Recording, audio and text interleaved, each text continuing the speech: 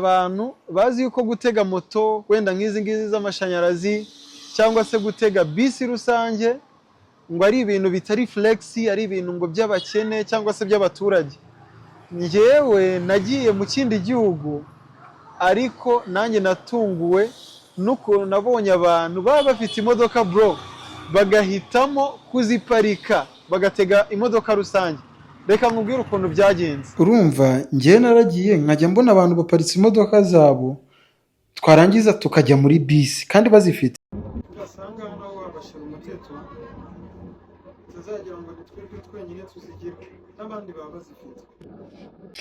Icyo gihe bisi sha twazitaga shira umuteto zitarabateta, ubu ngubu ibintu rwose byaroroshye kabisa. So ubwo rero najyaga kubona nkabona abantu ni hafi ya bose nabo system yabo nabonye imeze nk'iyacu, bakoresha udukarita tumeze nka tap and go. Abantu ukabona buri muntu wese rwose no mu bintu abafite yabaga afite ikarita yo gutega bisi. Ndabaza nese bimeze gute ko mutega bisi kandi mwa musize imodoka? Ko nabonaga ngewe twigeze gukora urugendo tugendana n'umuntu ari directeur wa university, asiga imodoka turatega turagendana. Sasa rero nibwo barambwira bati twebwe gutega bisi rwose ni ibintu bisanzwe, turazitega tuzikoresha yenda nko mu ma course asanzwe yo mu hafi yo mu rugo muri quartier, ariko nk'iyo umuntu agiye kwikorera urugendo agiye ku kazi n'iki imodoka arayisiga akitegera bisi.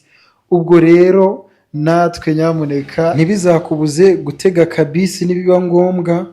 Ewana imodoka urayiparika unagenda nta na stress ufite, nta focus nyinshi, nta bintu birenze, nyine bakagutwara nk'umuboss.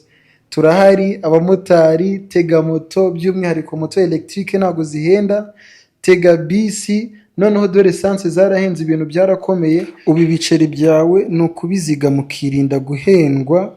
Utega bisi, utega moto, imodoka ukayiparika cyangwa se ukaba wayikoresha igihe hari ingendo za ngombwa. Shishoza ukoresha ibiceri byawe neza bro.